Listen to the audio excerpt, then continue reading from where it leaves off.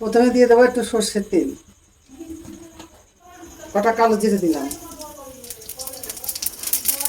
আর এই লঙ্কাটা দিয়ে দিলাম, এবার কাঁচকলাটা দিয়ে দিলাম।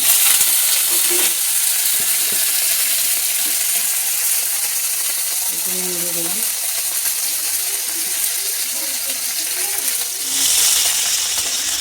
এবার ভালো করে নাড়িয়ে ভেজে নিচ্ছি।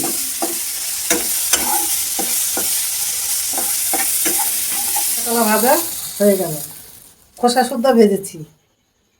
কাঁচা কলাটা বাটবো।